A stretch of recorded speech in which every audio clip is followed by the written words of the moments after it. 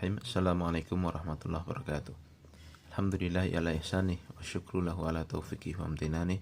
Asyhadu an la ilaha illallah wahdahu la syarika lahu ta'ziman li sya'nih. Wa asyhadu anna Muhammadan abduhu wa rasuluhu wa da'i ila ridwanih. Allahumma shalli alaihi wa ala alihi wa sahbihi wa ikhwanihi. Ma ba'd. Thalab wa thalibat KMI kelas 11 yang dimuliakan Allah Subhanahu wa taala. Alhamdulillah kita bisa melanjutkan kembali pelajaran kita. Dan sekarang kita sampai di bab baru ya, bab 10. Qala al-muallifu rahimahullahu ta'ala babu la yudhbahu lillahi bimakanin yudhbahu fihi li ghairillah.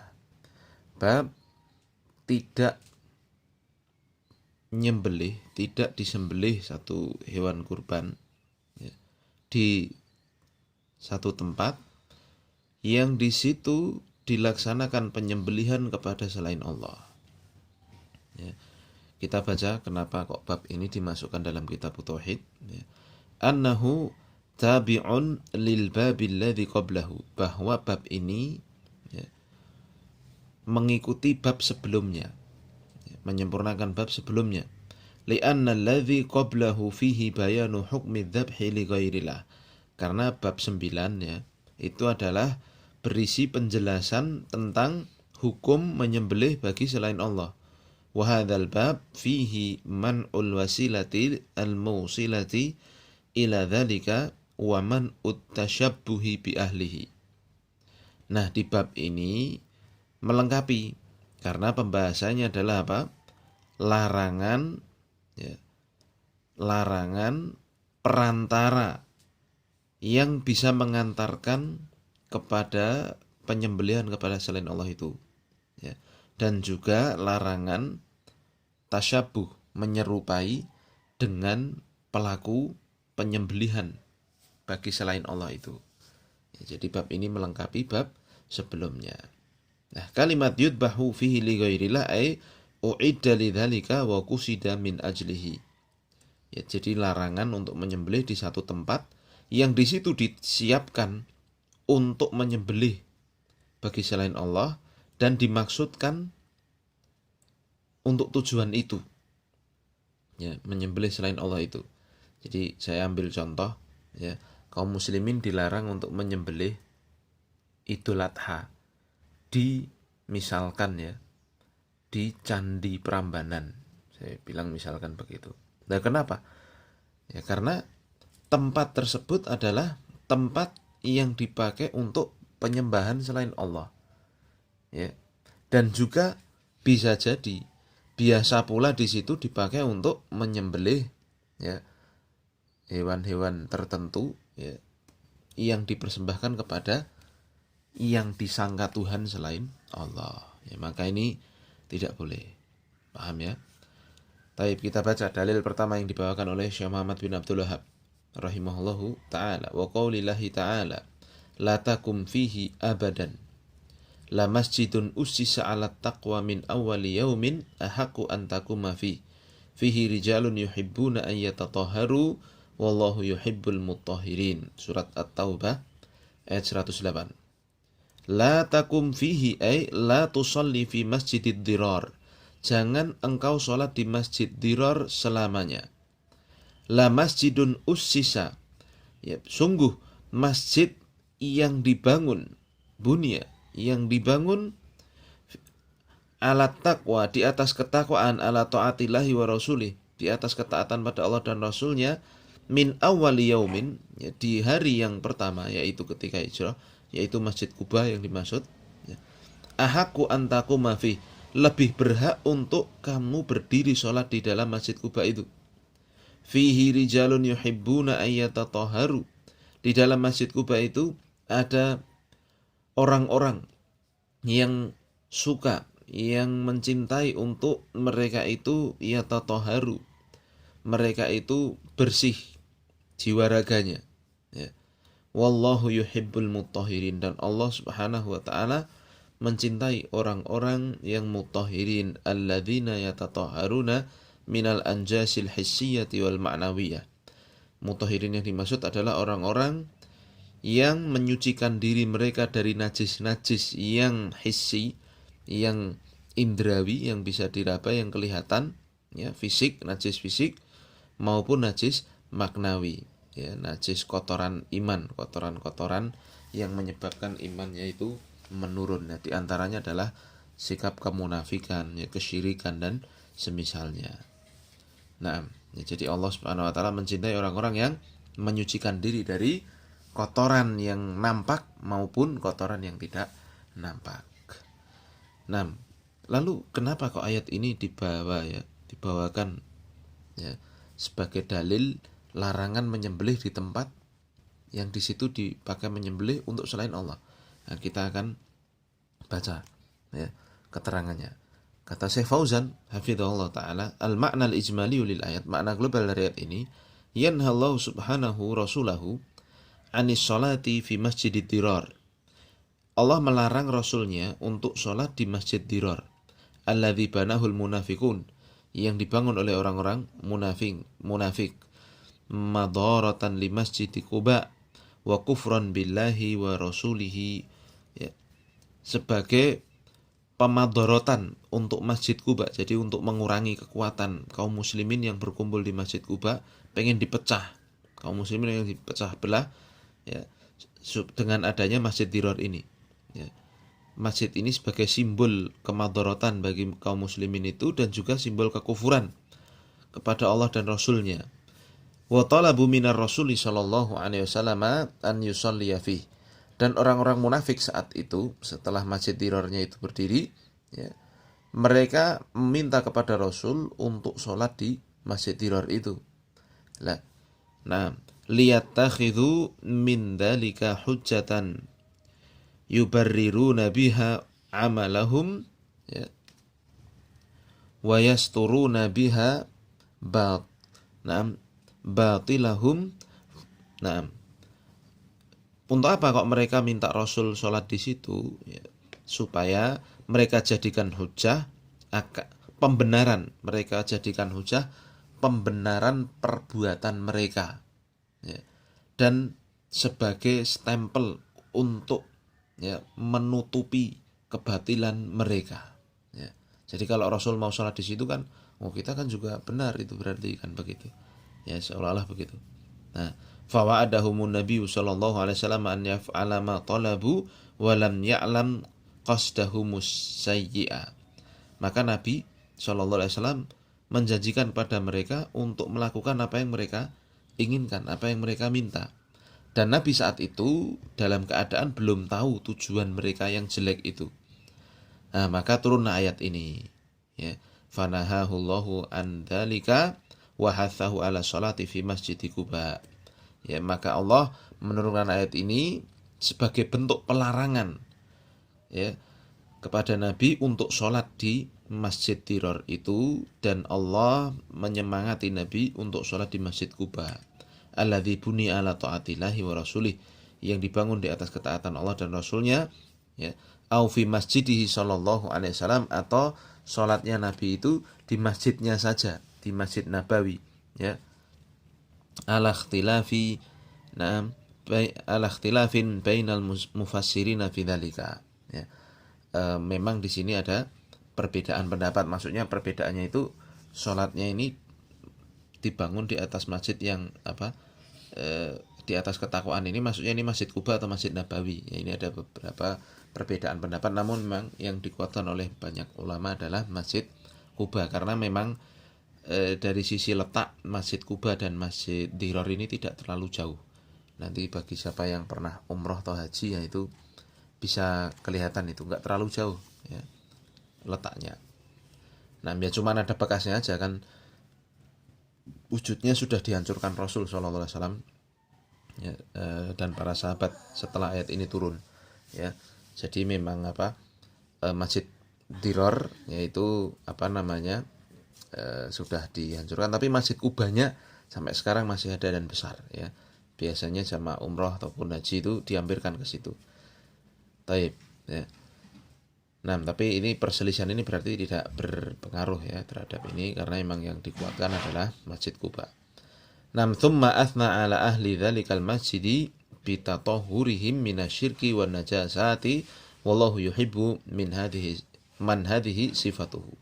Ya, kemudian Allah memuji ya, orang-orang yang sholat di Masjid Quba itu ya dengan ya bahwasanya mereka itu apa?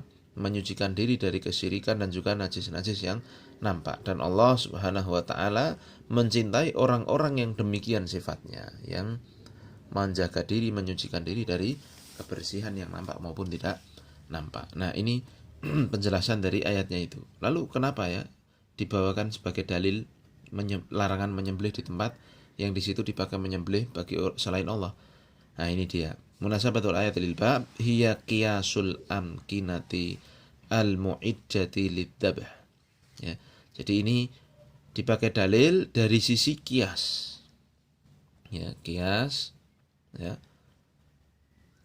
Dari sisi tempatnya. Tempat yang disiapkan untuk menyembelih bagi selain Allah, ya. Alal masjidil ladzi u'idda li ma'siyatillahi fi man'i ibadatillahi fi. Ya, dikiaskan ini tempat ya. Nah, yang dibawakan di sini kan ayat terkait dengan masjid yang didirikan oleh orang-orang munafik sebagai pemadharatan untuk Islam. Nah, di sini juga sama. Ya, sisi pendalilannya adalah ya ayat ini ya dikiaskan ya, dari sisi tempat yang disiapkan untuk menyembelih selain Allah. Nah, kan sama ya dengan masjid yang dibangun disiapkan untuk bermaksiat pada Allah tadi. Nah, ya yang mana Nabi SAW dilarang untuk ibadah di dalam itu, ya, di dalam masjid Dirar itu. Ya, fakama anna hadzal masjid la tajuzu sholatu fihi lillahi, ya sebagaimana di dalam masjid Dirar itu dilarang untuk sholat di situ walaupun untuk Allah. Fakadzalika hadzal maudhi'ul ladzi u'idda lidzabhi fihi li ghairillah la yajuzu dzabhu fihi lahu subhana. Maka tempat yang disiapkan untuk menyembelih bagi selain Allah, maka tidak boleh menyembelih ya, untuk Allah di tempat tersebut. Ya, jelas ya insyaallah. Nah, jadi dari sisi kias itu tadi. Taib. Faedah yang kita bisa ambil yang pertama, man udzabhi lillahi fil mawa'idil mu'iddati lidzabhi li ghairihi qiyasan ala man is-sholati fil masjidil muassasi ala maksiatillahi. Larangan menyembelih untuk Allah di tempat-tempat yang disiapkan untuk menyembelih untuk selain Allah. Ya. Kias terhadap larangan sholat di Masjid Dirar, masjid yang dibangun di atas kemaksiatan Allah itu. Ya, taib. Lalu yang kedua, istihbabus sholati ma'al jama'ati sholihina al-mutanazzihina an mulabasatil qadhurati. Ya. Disukainya untuk sholat bersama jamaah, ya, jamaah orang-orang soleh yang mereka membersihkan diri dari pakaian-pakaian kekotoran. Ya. Jadi disunahkannya untuk sholat dan nyari teman-teman baik. Demikian. Karena kalau baik, ya, temannya baik, insya Allah dia bisa ikut baik. Kalau temannya jelek, ya ikut jelek. Lalu yang ketiga, itsbatul mahabbati lillahi alal wajhil laiki bihi subhanahu ya kasairi sifatihi.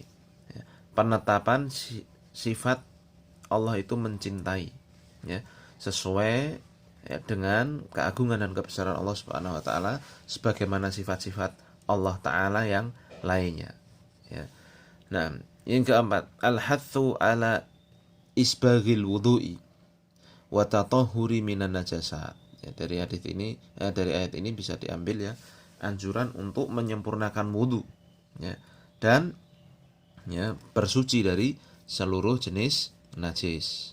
Ya. Yang kelima, annan niyyata tu'athiru fil baqa'i. Ya, bahwa niat itu berpengaruh kepada tempat. Ya. Jadi tempat itu bisa jadi tempat baik atau tempat jelek tergantung niat si pelakunya itu untuk memakai tempat itu.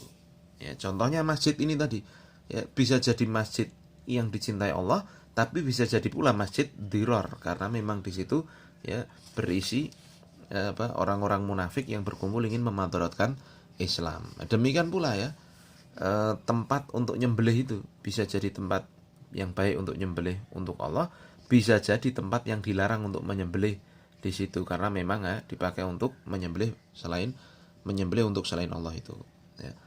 Nah, jadi kayak misalkan ya di ya tadi yang saya sebut ya candi atau misalkan pantai-pantai tertentu ya, itu bisa jadi ya, dilarang kita sholat di situ, dilarang kita untuk nyembelih di situ karena memang jadi simbol penyembelihan untuk selain Allah ya. Makanya kalau piknik ya, terus piknik ke candi ya berarti ya masih belum paham bahwasanya itu larangan ya. Tolong kalau memang masih ada ya diperbaiki, itu tempat pemujaan dewa, tempat pemujaan Tuhan selain Allah. Kok diparani gue piknik, ini berarti nggak paham ya, maka harus dibenarkan, jangan piknik lagi ke candi ya. Taib. Keenam, masyru'iyatu saddid dzara'i al-mufdhiyati ila syirki. Disyariatkannya untuk menutup celah yang mengantarkan ke kesyirikan ya. Ya seperti yang saya contohkan tadi, sering dolan ning candi. Berarti ya secara tidak langsung ya mengatakan tidak apa-apa itu dolan-dolan ke tempat ibadahnya orang yang nyembah dewa-dewa. Ini kan berarti tidak boleh, itu harus ditutup celah tersebut. Tapi kita pindah yang berikutnya, ini dalil terakhir di bab ini ya, cuman ada dua. Qala al-mu'allifu rahimahullah ta'ala an Thabit ibni Dhahak, dari Thabit ibni Dhahak. Siapa beliau? Huwa Thabit ibnu Dhahak ibni Khalifata ibni Tha'labata ibni Adi al-Ashhali al-Khazraji al-Ansari ya. Ya, beliau adalah dari kalangan Ansor ya, berarti beliau ini asli penduduk Khazraj ya, asli Madinah ya. Sahabiyun masyhurun mata sanata arba'in wa sittina hijriyatan radhiyallahu ta'ala anhu ya. Dari sahabat Thabit bin Dhahak, beliau mengatakan nadhara rajulun an yanhara ibilan bibuanata. Ada seorang laki-laki bernadar untuk menyembelih seekor ibil, seekor onta di daerah yang bernama Buana.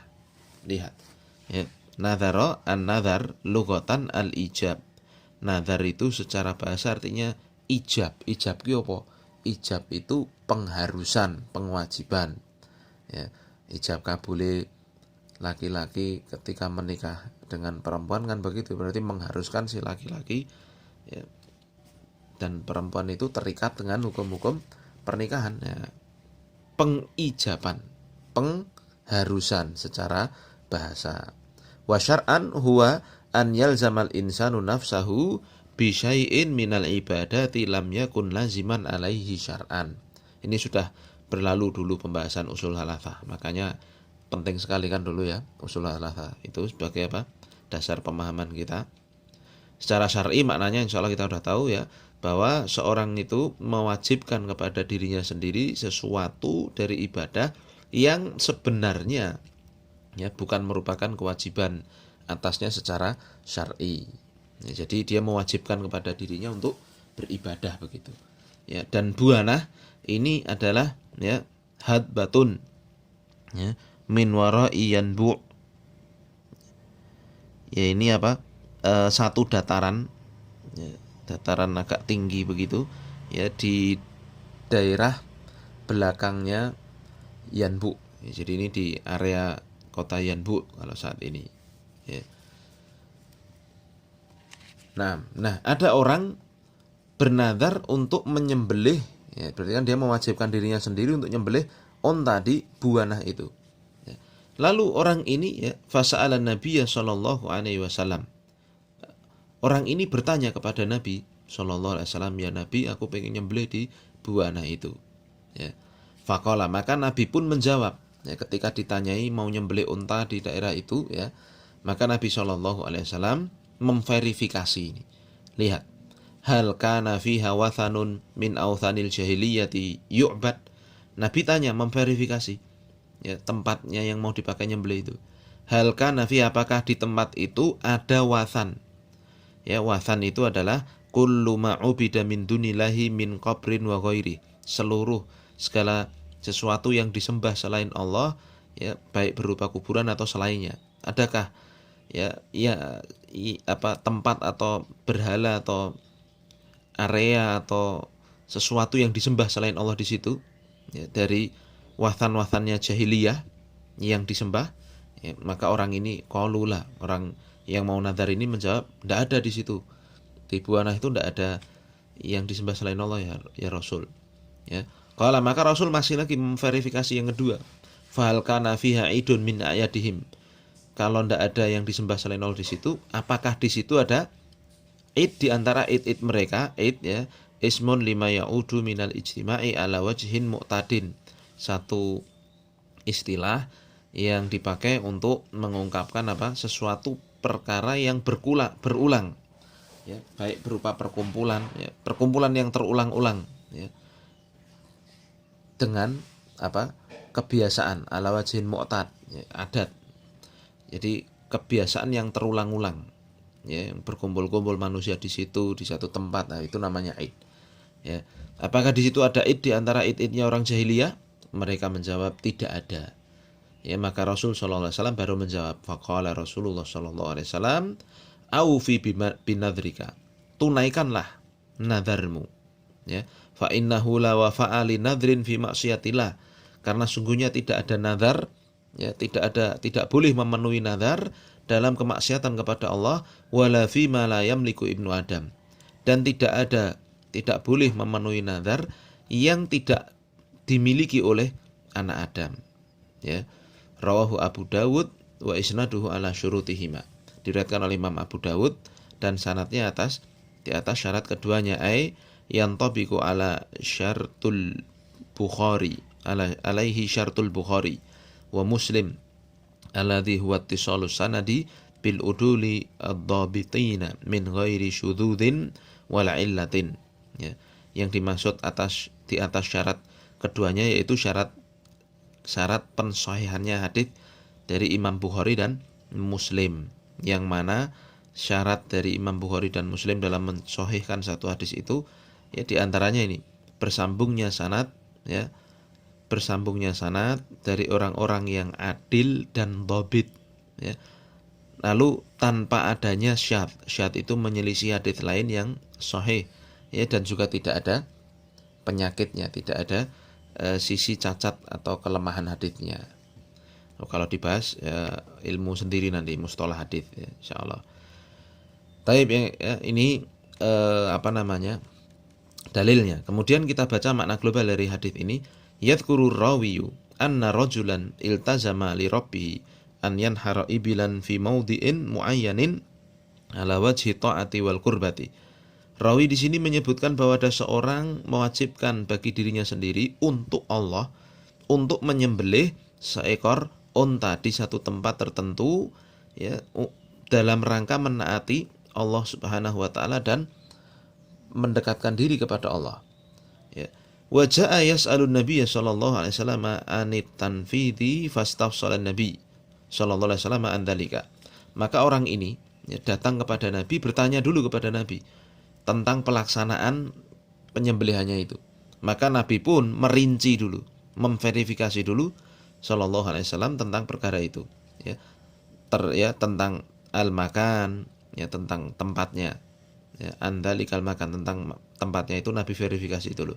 Hal sabaqa an wujida fihi syai'un, ya, min ma'budatil musyrikin, apakah dahulunya di situ ada sesuatu dari sesembahan kaum musyrikin, au sabaqan al musyrikina yu'addzimunahu, atau dulunya dipakai kaum musyrikin untuk pengagungan-pengagungan dalam ibadah mereka, wa yastami'una fihi, atau mereka kumpul-kumpul di situ, ya. Falamma alima sallallahu alaihi wasallam bi khuluwi hadzal makani min tilkal mahadir, maka ketika Nabi telah memverifikasi itu dan Nabi tahu bahwa tempat itu kosong, kosong dari perkara-perkara yang dilarang itu, perkara-perkara yang dikhawatirkan Nabi itu, ya, afta bitanfidin nadar, maka Nabi berfatwa dengan bolehnya untuk dilaksanakannya nadar tersebut. Tsumma bayyana sallallahu alaihi wasallam an-nadhra alladzi la yajuzu al-wafa'u bihi. Ya, kemudian Nabi juga menerangkan menambahkan tentang nazar yang tidak boleh ditunaikan. Wa huwa makanal mandzuru fihi maksiatan lillahi aw la yadkhulu tahta milkin nadhiri. Yaitu ada dua ya nazar yang dilarang, yaitu yang pertama yang mengandung kemaksiatan kepada Allah, atau yang kedua nazar yang tidak di bawah kekuasaan si pelaku nazar itu. Ya, jadi dulu pernah saya jelaskan ini di usul halasah. Jadi ada misal contoh orang nazar mau sedekah tapi pakai hartane tetanggane lah, ini nggak boleh. Ya, jadi harus yang dipakai untuk nazar itu ya harus kekuasaannya, harus benda ataupun harta ataupun sesuatu yang ia miliki begitu. Taib, keterkaitan hadis ini dengan bab ya. Anna fihil man'a minadz-dzabhi lillahi fil makani alladzi kana fihi wathanun min awthanil jahiliyah. Ya, bahwa ini jelas sekali ya. Di dalam hadis ini ada larangan dari menyembelih untuk Allah di tempat yang dipakai yang di situ ada berhalanya. Ya, dari berhala-berhala jahiliyah. Jadi saya contohkan di awal tadi kan, tidak boleh Idul Adha kok di candi misalkan, karena di situ wathan jahiliyah itu ya. Nah, atau au fihi idun min a'yadihim, atau di tempat itu dipakai untuk pelaksanaan id mereka. Ya, walau ba'da zawali, walaupun setelah hilangnya. Ya, jadi tidak boleh ya nyembelih di tempat-tempat yang memang terkenal sebagai tempat perayaan kesyirikan. Ya, kalau mungkin di Solo itu di area-area yang dipakai untuk kirap kebu itu kan, ya, itu nggak boleh nyembelih di situ ya. Baik, jelas ya. Nah, faedah yang kita bisa ambil dari hadis ini yang pertama, al-man'u minal wafa'i bin nadri ya, idza kana fil makanil ladzi uyyina lahu wathanun walau ba'da zawalihi. Larangan dari menunaikan nazar ya jika ya tempat yang dipakai itu adalah tempat yang memang sudah jelas di situ ada berhalanya walaupun setelah dihilangkan. Jadi sudah terkenal di situ jadi tempat penyembelihan orang musyrikin untuk dewa-dewanya, itu dilarang untuk dipakai untuk nyembelih untuk Allah ya. Yang kedua, al-man'u minal wafa'i bin nadri bimakani idil jahiliyati walau ba'da zawalih. Larangan pula untuk menunaikan nazar di tempat idnya orang-orang jahiliyah ya, di tempat id yang dipakai untuk perayaan ibadah-ibadah kaum musyrikin itu, walaupun setelah itu dihilangkan ya. Ini tidak boleh ya. Lalu yang ketiga, istifsalul mufti minal mustafti qoblal fatwa. Nah, ini penting sekali ya. Lihat dari hadis ini kita bisa mengambil Nabi itu memperinci, minta perincian dulu. Nabi kan yang memberi fatwa. Nabi merinci dulu dari orang yang minta fatwa itu sebelum pemberian fatwa. Jadi dijelaskan dulu ini masalahnya bagaimana, ini bagaimana. Seperti Nabi ini memverifikasi dulu baru ya difatwakan. Tidak langsung jawab surat gitu ya. Tapi ini ya tuntunan dari Nabi. Yang keempat, saddud dzari'ati al-mufdiyati ila syirki. Ya, ini jelas sekali hadis ini mengajarkan pada kita menutup celah yang mengantarkan pada kesyirikan. Karena ya itu menyembelih di tempat yang dipakai simbol-simbol orang musyrikin untuk peribadahan mereka, itu saja ya dilarang, apalagi yang lainnya kan begitu. Ya, ini harusnya kita paham sekali masalah ini. Kemudian yang kelima, tarku musyabahatil musyrikina fi ibadatihim wa a'yadihim wa in kana la yuqsidu dzalika. Meninggalkan penyerupaan kepada orang-orang musyrikin dalam ibadah mereka dan juga id mereka, kebiasaan-kebiasaan mereka juga ya, walaupun tidak dimaksudkan untuk mengikutinya. Jadi kalau memang itu tasyabuh ya dihindari. Lalu yang keenam, an-nadzabha lillahi fil makani alladzi yudbahu fihi al-musyrikuna aw yattakhidunahu mahallan li'idihim maksiyatun, bahwa nyembelih di tempat yang di situ disembelih ya, yang dipakai nyembelih orang-orang musyrikin dan dijadikan tempat untuk ibadah id mereka, ini merupakan maksiat. Ini tolong dikasih lingkaran. Jadi nekat nyembelih di tempat-tempat ibadah orang-orang musyrikin itu maksiat, bukan ibadah malahan ya. 7. Ana nadral maksiyati la yajuzul wafa'u bih, bahwa nadar maksiat tidak boleh ditunaikan. Kedelapan, anna nadral ladzi la yamlikuhu nadhir ka'an qala lillahi alayya an a'taqa abda fulan fala wa fa'ala. Ya, bahwa nadar yang memang itu tidak dimilikinya dengan sesuatu yang tidak dia miliki, maka ini tidak boleh. Ya, seperti orang yang mengatakan demi Allah ya, wajib atasku untuk Allah untuk membebaskan budaknya fulan. Lah orang gone dhewe dibebaske. Ya, ini nggak boleh dilakukan ya. Ya, maksudnya ya seperti yang saya contohkan tadi ya, gampangnya orang mau sedekah, nadar sedekah kok pakai hartanya orang, nggak boleh itu. Lalu yang ke-9, wujubul wafa'i bin nadril khali minal maksiyatid dakhili tahta milkin nadhir. Ya. Nah, ini wajibnya menunaikan nadar yang kosong, yang tidak ada di situ kemaksiatan, yang memang itu di bawah kekuasaan si nadhir itu ya. 10 yang terakhir, anna nadra ibadatun la yajuzu sarfuhu li ghairillah, bahwa nadar itu adalah ibadah, maka tidak boleh menyerahkannya kepada selain Allah. Ini juga pernah kita bahas panjang lebar di usul halathah dulu, bab nadar. Nah, demikian ya pelajaran kita ya, dua dalil ya, dan kurang lebih 30-an menit ini karena memang jamnya 2 jam ya, 2 jam pelajaran ya. Tolong dipahami dengan baik, didengarkan ya.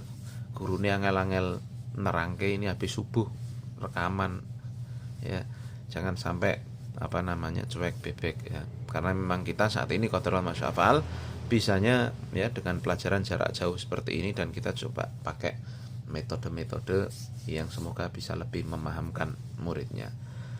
Nah, demikian, kalau ada yang mau tanya ya lewat WA ya. Tugasnya dihafalkan ya dengan baik dan didengarkan apa yang kita sampaikan ini. Demikian, subhanakallahumma bihamdika asyhadu an la ilaha illa anta astaghfiruka wa atubu ilaik. Assalamualaikum warahmatullahi wabarakatuh.